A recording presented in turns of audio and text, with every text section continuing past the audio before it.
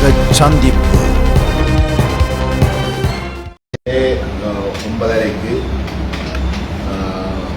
தமிழ் தேசிய பசுமை இயக்கத்துடைய தலைவர் திரு ஐங்கரநேசன் அண்ணனுடைய ஏற்பாட்டிலே தமிழ் தேசிய பேரவையினுடைய பங்காளி கட்சிகள் திரு தொல் திருமாவளவன் அண்ணன் அவர்களை நாங்கள் சந்தித்தோம்.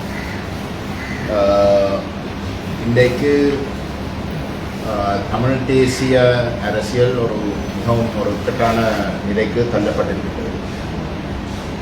ஸ்ரீலங்கா அரசாங்கம் சர்வதேச மட்டத்திலே மிகவும் தவறான ஒரு பிரச்சாரத்தை மிகவும் வெற்றிகரமாக முன்னெடுத்து கொண்டு இருக்கின்ற ஒரு காரணம்.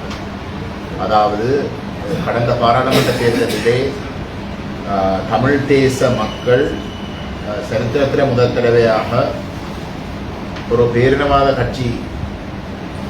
கட்சிக்கு ஆணை வழங்கியிருப்பதாகவும் அந்த வகையிலே தமிழ் தேசிய நிலைப்பாட்டை தமிழ் மக்கள் கைவிட்டு விட்டதாகவும் தேசிய மக்கள் சக்தி 3/2 பெரும்பான்மை நாடு பூராவும் பெற்றிருக்கின்ற சந்தர்ப்பத்திலே தாங்கள் தமிழ் மக்களுடைய நிலைப்பாட்டை பிரதிநிதித்துவப்படுத்துகின்ற ஒரு கட்சியாகவும் தங்களுடைய தீர்வைத்தான் தமிழ் மக்களும் ஏற்றுக்கொண்டதாகவும் சொல்லி வருகின்ற ஒரு காலகட்டத்திலே அவர்கள் ஒரு புதிய அரசியலமைப்பு உருவாக்குவதற்கான நடவடிக்கைகளையும் மேற்கொண்டு வருகிறார்கள் என்பதை பல தடவைகள் உத்தியோகபூர்வமாக சர்வதேச மட்டத்திலே நடைபெறுகின்ற சந்திப்புகளிலே அவர்கள் வலியுறுத்தியும் வருகிறார்கள். தமிழ் தேசிய பேரவையினுடைய தலைவர் என்ற வகையிலே நாங்கள் பங்கு பெற்ற ஒரு சில வெளிநாட்டு விஜயங்கள் உத்தியோகபூர்வமாக பாராளுமன்ற ஊடாக முன்னெடுக்கப்பட்ட வெளிநாட்டு விஜயங்களிலும் கூட இனப்பிரச்சினை தீர்வு தொடர்பாக பேசுகின்ற பொழுது தேசிய மக்கள் சக்தி தொடர்ச்சியாக தங்களிடம்தான் தமிழ் மக்கள் ஆணையை வழங்கியிருப்பதாகவும் அந்தின் பிரகாரம் தாங்கள் 2015ஆம் ஆண்டில் இருந்து 19ஆம் ஆண்டு காலப்பகுதியிலே தயாரிக்கப்பட்ட ஏக்கிய ராஜ்ய அரசியலமைப்பை மையப்படுத்தின ஒரு புதிய அரசியலமைப்பை கொண்டு வந்து நிறைவேற்றப் போவதாகவும் அதனூடாக தமிழ் மக்களுடைய பிரச்சனைகள் தீர்க்கப்படும் என்ற கருத்தையும் அவர்கள் தெளிவாக வலியுறுத்தி கொண்டு வருகிறார்கள். இந்த நிலையிலே இந்த ஆபத்தை விளங்கிக் கொண்டு நாங்கள் தேசிய மக்கள் சக்திக்கு இருக்கக்கூடிய 8 பாராளுமன்ற உறுப்பினர்களுக்கும் விட ஒரு அறுதி பெரும்பான்மையை கொண்ட ஒரு அணியாக தமிழ் தேசிய தரப்பு இருக்கின்றது என்பதை உறுதிப்படுத்துவதற்காக தமிழரசு கட்சியோடும் ஜனநாயக தமிழ் தேசிய கூட்டணியோடும் நாங்கள் ஒரு பொது நிலைப்பாட்டை இனப்பிரச்சனை தீர்ப்பு சம்பந்தமாக ஒரு பொது நிலைப்பாட்டை எடுக்கிறதுக்கான முயற்சிகளை மேற்கொண்டது உங்கள் அனைவருக்கும் நன்றாக தெரியும். ஆனால் அந்த முயற்சிகள் திட்டமிட்ட வகையிலே திரு சுமந்திரன் அவர்கள் தமிழரசு கட்சியுடைய செயலாளராக தெரிவு செய்யப்பட்ட நிமிடத்திலே முறிக்கப்பட்டது. தமிழரசு கட்சியால் திட்டமிட்டு வந்து முறிக்கப்பட்டது. இன்றைக்கு அவ்வகையான பேச்சுவார்த்தைகள் எதுவுமே ஆக்கப்பூர்வமாக முன்னெடுக்கிறதுக்கு எந்த ஒரு நடவடிக்கையும் எடுக்காமல் இருக்கவும், அதே நேரம் ஜனாதிபதியோடும் அரசாங்கத்தோடும் பேச்சுவார்த்தைகளை தமிழரசு கட்சி தனியே நடைபெறுவதற்கு நடவடிக்கைகள் மேற்கொண்டிருக்கின்ற சந்தர்ப்பத்திலே தான் திரு தொல் திருமாவளவன் அவர்களோடு இந்த சந்திப்பு ஏற்பட்டது. தமிழ் தேசிய பேரவையை பொறுத்தவரையிலே இந்தியாவுடைய தமிழ் ஈழத்தமிழர்கள் தொடர்பாக இந்தியாவுடைய நிலைப்பாடு மிகவும் முக்கியம். இன்றைக்கு தமிழருடைய இனப்பிரச்சனையை தீர்ப்பதாக கூறி 87ஆம் ஆண்டு இந்தியா தலையிட்டு இலங்கை அரசோடு கைச்சாத்திட்ட இந்திய இலங்கை ஒப்பந்தம்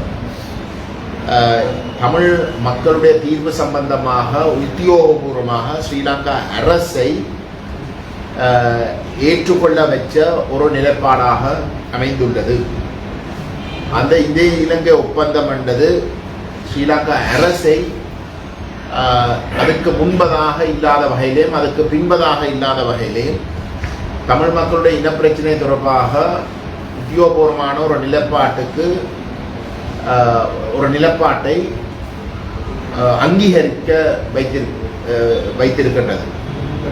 ஆனால் அந்த இந்திய இலங்கை ஒப்பந்தத்தில் இருக்கக்கூடிய அம்சங்களை தமிழ் மக்களுடைய இனப்பிரச்சனை தொடர்பாக தீர்ப்பதற்கு வலியுறுத்தப்பட்டிருக்கின்ற அம்சங்களை நடைமுறைப்படுத்துகின்ற பெயரிலே ஸ்ரீலங்கா அரசு ஒருதலைபட்சமாக நிறைவேற்றின 13ஆம் திருத்தம் இந்திய இலங்கை ஒப்பந்தத்திலே தமிழ் மக்களுடைய இனப்பிரச்சனைக்கு தீர்வு என்ற வகையிலே வலியுறுத்தப்பட்ட விடயங்களை சுயாட்சி வடிவங்களை வலியுறுத்தினாலும் கூட அந்த சுயாட்சி பண்புகளை இலங்கையிலே இருக்கக்கூடிய ஒற்றையாட்சி அரசியலமைப்புக்குள் அதை கொண்டு வந்த செருகின காரணத்தினாலே இந்திய இலங்கை ஒப்பந்தத்திலே வலியுறுத்தப்படுகின்ற அத்தனை விடயங்களும் பூஜ்ஜியத்துக்கு கொண்டு வந்து இறக்கியிருக்கின்றன.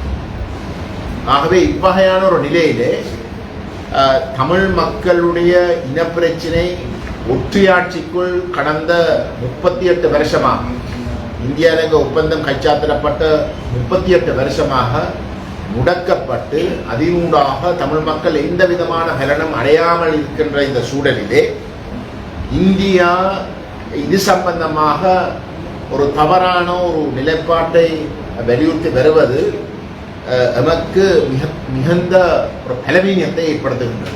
குறிப்பாக இந்தியா இலங்கை ஒப்பந்தத்திலே இருக்கக்கூடிய அம்சங்களை இந்திய இலங்கை ஒப்பந்தத்திலே ஸ்ரீலங்கா அரசு இணங்கின விடயங்களை அமுல்படுத்தாமல் மாறாக ஒற்றையாட்சிக்குள் இருக்கக்கூடிய 13ஆம் திருத்தத்தை அமுல்படுத்த சொல்லி கேட்பது நடைமுறை சாத்தியம் இல்லாத ஒரு நிலைப்பாடாக இருக்கிறது மட்டுமல்ல, அதை தாண்டி தமிழ் மக்களுடைய அரசியல் நகர்த்த முடியாத ஒரு நிலைக்கு போய் சிக்கப்பட்டிருக்கின்றது. ஆகவே இந்த நிலையிலே ஒரு மாற்றத்தை ஏற்படுத்தவனமாக இருந்தால் இந்தியாவுடைய மத்திய அரசு தன்னுடைய நிலைப்பாட்டை மாற்றியே ஆக வேண்டும்.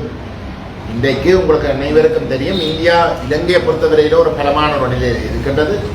இலங்கையினுடைய பொருளாதாரம் மிகவும் மோசமான ஒரு நிலைக்கு விழுந்திருக்கின்ற ஒரு நிலையிலே இந்தியாவுடைய பொருளாதார பலத்தோடு இணைந்து போகாமல் இலங்கையினுடைய பொருளாதாரத்தை மீள கட்டியெழுப்ப முடியாத ஒரு நிலைமை ஏற்பட்டிருக்கின்றது. அது அனைத்து தரப்புகளால் இதுக்கு முதல் தெற்கிலே இந்தியாவுக்கு எதிர்ப்பு நிலைப்பாட்டை எடுத்த தரப்புகளை கூட பொருளாதார காரணங்களுக்காக இன்றைக்கு இந்தியாவோடு ஒத்து போறதுக்குரிய ஒரு நிலைக்கு கொண்டு வந்திருக்கிறது. ஆகவே இந்தியாவுடைய மத்திய அரசினுடைய பேரம் பேச்சலுக்குரிய தன்மைகள் வலுப்படுத்தப்பட்டிருக்கின்றன. இந்த நிலைமையை பாதிக்கப்படுகின்ற அதன் தொடர்ந்து ஒரு கட்டமைப்பு சார்ந்த இனஅழிப்புக்கு உள்ளாக்கப்பட்டு கொண்டிருக்கின்ற ஈழத்தமிழ் மக்கள் பயன்படுத்துவதாக இருந்தால் மத்திய அரசினுடைய நிலப்பாட்டில் மாற்றம் ஏற்பட்டே ஆக வேண்டும் என்ற நோக்கத்தோடு நாங்கள் திரு திருமாவளவன் அவர்களை சந்தித்து நாங்கள் இந்த விடயங்களை அவரிடம் தெளிவுபடுத்தி இருக்கின்றோம். நம்மை பொறுத்தவரையிலே அவர் இன்றைக்கு தமிழகத்திலே தமிழகத்துடைய ஆட்சியில் ஒரு பங்காளி, ஒரு முக்கியமான ஒரு சிறப்பாக இருக்கிற திமுகவுடைய ஆட்சி ஈழத்தமிழர்களுடைய உரிமை சார்ந்த விடயத்திலே ஒரு தெளிவான ஒரு நிலைப்பாட்டை எடுக்கணும் என்ற நோக்கத்தோடு இந்த சந்திப்பை நாங்கள் மேற்கொண்டிருக்கின்றோம். அவரிடம் நாங்கள் ஆழமாக இன்றைக்கு இருக்கக்கூடிய 13ஆம் திருத்தம் தொடர்பாக இருக்கக்கூடிய ஒரு மோசமான நிலைமை தெளிவாக எடுத்து கூறியிருக்கின்றோம். அதே போன்று இலங்கையில் இருக்கக்கூடிய சட்ட விடயங்கள் தொடர்பாக நாங்கள் ஒரு தெளிவான விளக்கத்தை கொடுத்திருக்கின்றோம். அவரிடம் நாங்கள் கேட்டுக்கொண்டது, தமிழகத்திலே இருக்கக்கூடிய இந்தியன் அரசு ஒரு ஈழத்தமிழர்களுடைய நிலைப்பாடு தொடர்பாக ஒரு ஆணித்தரமான ஒரு நிலைப்பாட்டை எடுப்பதற்கு அவருடைய முழு பங்களிப்பும் அத்தியாவசியம். அவர் அதை புரிந்து கொண்டு செயற்பட வேண்டும் என்று நாங்கள் வலியுறுத்தி இருக்கின்றோம். தமிழ் மக்கள் கடந்த 16 வருஷமாக தமிழீழ விடுதலை புலிகள் இயக்கத்துடைய விடுதலை போராட்டம் மௌனிக்கப்பட்டதற்கு பிறகு ஒரு இனாளிப்புக்கு தொடர்ச்சியாக முகம் கொடுத்து கொண்டு வருகின்றது. இன்றைக்கு உயிர்கள் இழக்காமல் இருந்தாலும் கூட எங்களுடைய இருப்பு, தமிழ் தேசத்துடைய இருப்பு அன்றாடம் இல்லாமல் போய்கொண்டிருக்கின்றது. அது பல்வேறு கோணத்திலே நடைபெற்றுக் கொண்டிருக்கின்றது. பொருளாதார ரீதியாக தமிழ் தேசம் பலவீனமடைந்து கொண்டிருக்கின்றது. தமிழ் மக்கள் தமிழர் தாயக நிலப்பரப்பிலே வந்து பொருளாதாரத்திலே வந்து தங்களுடைய இருப்பை இந்த மண்ணோடு தொடர்பில்லாத தரப்புகளுக்கு மாற்றப்பட்டு கொண்டிருக்கின்றது. அது திட்டமிட்டு நடைபெற்றுக் கொண்டிருக்கிறது. இன்றைக்கு அனுரகுமார திசாநாயக்க உடைய தேசிய மக்கள் சக்தியுடைய ஜேவிபியினுடைய அரசாங்கம் தமிழ், சிங்களம், முஸ்லிம் என்ற வேறுபாடுகளை பேசாமல் தாங்கள் அனைவரும் வந்து இளைஞர்கள் என்ற போர்வையிலே உண்மையிலே தமிழ் தேசிய நிலைப்பாட்டை தான் கரைச்சு கொண்டிருக்கிறார்கள். அதை கரைப்பதன் மூலமாக இறுதியிலே தமிழ் மக்களுக்கு போட்டி போட முடியாத ஒரு நிலையிலே நாங்கள் தொடர்ந்தும் கடந்த 17 வருஷமாக இருக்கின்ற ஒரு சூழலிலே அந்த இருக்கிற பலமையும் கூட நாங்கள் தெற்குக்கு வந்து இழக்க வேண்டிய ஒரு இடத்துக்கு தள்ளப்பட்டிருக்கின்றோம். ஆகவே இந்த அவசரத்தை விளங்கிக் கொள்வோம்.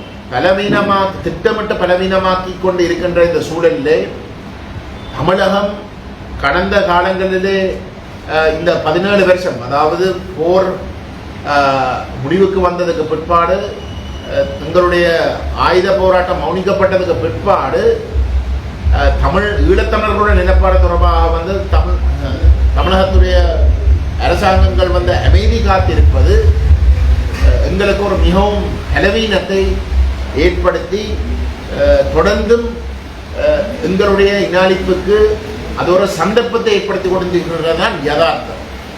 ஆகவே இந்த நிலைமையை மாற்றியே ஆகும் என்ற அடிப்படையில் தான் நாங்கள் இந்த சந்திப்பை மேற்கொண்டு நாங்கள் வலியுறுத்தி இருக்கின்றோம். நம்மை பொறுத்தவரையிலே தமிழகத்தில் இருக்கக்கூடிய அனைத்து தரப்புகளையும் தமிழ் தேசிய பேரவை அணுகுவதற்கு முடிவெடுத்திருக்கின்றது. தமிழகத்தில் இருக்கக்கூடிய அனைத்து தரப்புகள் ஈழத்தமிழர்களுடைய நிலைப்பாடு தொடர்பாக ஒரு ஆக்கப்பூர்வமான தமிழ் தேசம் அங்கீகரிக்கப்படுகின்ற தமிழ் தேசத்துடைய தனித்துவமான இறைமையின் அடிப்படையிலே ஒரு சமஷ்டி ஆட்சி முறையை வலியுறுத்தி ஆக வேண்டும். அது மட்டும்தான் நமக்கு ஒரு தீர்வை வழங்கும் என்ற ஒரு நிலைப்பாட்டை அனைத்து தரப்புகளையும் கொண்டு வலியுறுத்துவதற்குரிய நடவடிக்கையினுடைய ஒரு கட்டமாக இந்தியா சந்திப்பு மேற்கொள்ளப்பட்டது என்பதையும் ஊடக சந்திப்பு